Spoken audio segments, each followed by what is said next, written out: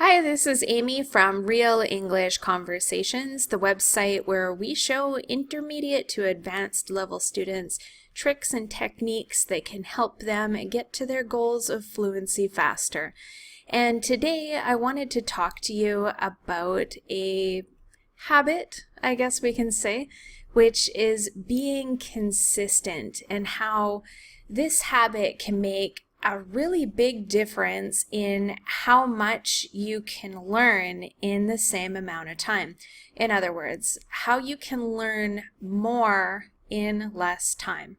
The thing is that we all know about consistency and we know that it is really important, but the habit is that we're not doing what we know works. Okay, so I put together this lesson for you because just knowing about consistency isn't going to help you to learn faster. We need to actually have a plan and put everything into action and do it on a regular basis.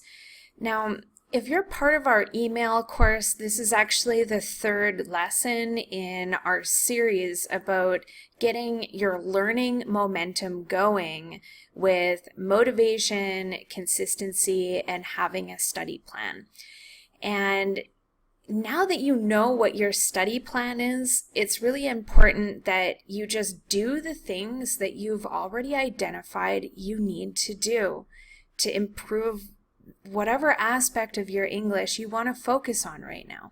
Maybe it's speaking and you have decided that's it. I'm tired of not being able to speak the way that I want to, and I'm ready to start doing speaking practice exercises that are really going to help me overcome the problems that I'm having. So that's your goal, and that's the number one priority in your study plan at this point. And okay, so you don't need to be working on this for 2 hours a day in order to see a difference. You can see a really, really big result with even 15 minutes or 20 minutes a day, as long as you're doing it as often as you can and as consistently as you can. So let's take a simple activity that you'll be able to relate to without doing the activity, because I just need you to understand the importance and how much more you can learn if you do it consistently. So if I give you a list of 20 words to remember, and you only have 15 minutes, okay? And then in 1 week, I'm going to show you this same list of 20 words again, and you have another 15 minutes to study the words. The question is, how many of the words do you think that you're actually going to remember in a week? And the answer is probably not that many. You're probably going to need that 15 minutes again just to review the words that you already learned once. When you're trying to recall those words, how difficult does it feel? You haven't seen them for a week, so you're probably thinking, I feel like I should know this word, but I have no idea. And you're trying and trying, but nothing is happening.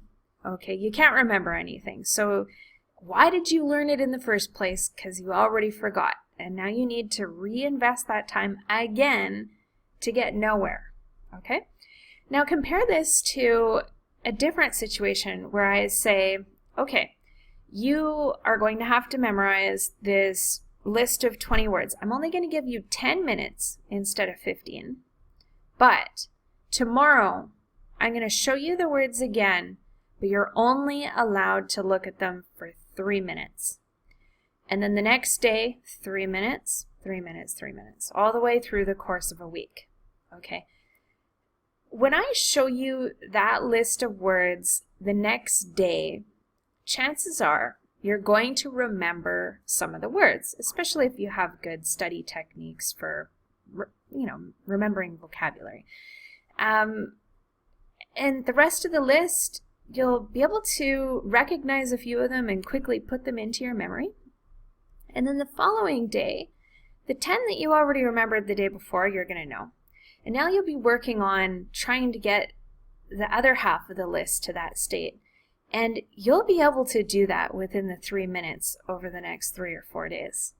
And at the end of the week, you're left with 20 words that you know and you can use really, really well, compared to the first activity where you invested the exact same amount of time, but you don't know the words well enough to use them every single day.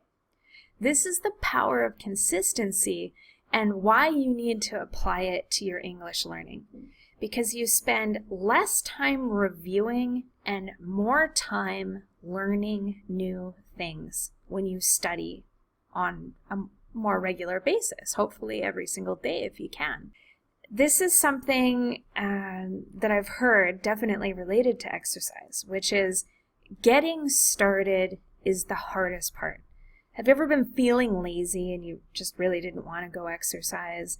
Okay, but you do it anyway and you overcome that lazy feeling and you go out and you do it, because getting started is the hardest part. It's not actually running or exerting the energy. And the same thing is true with your English learning.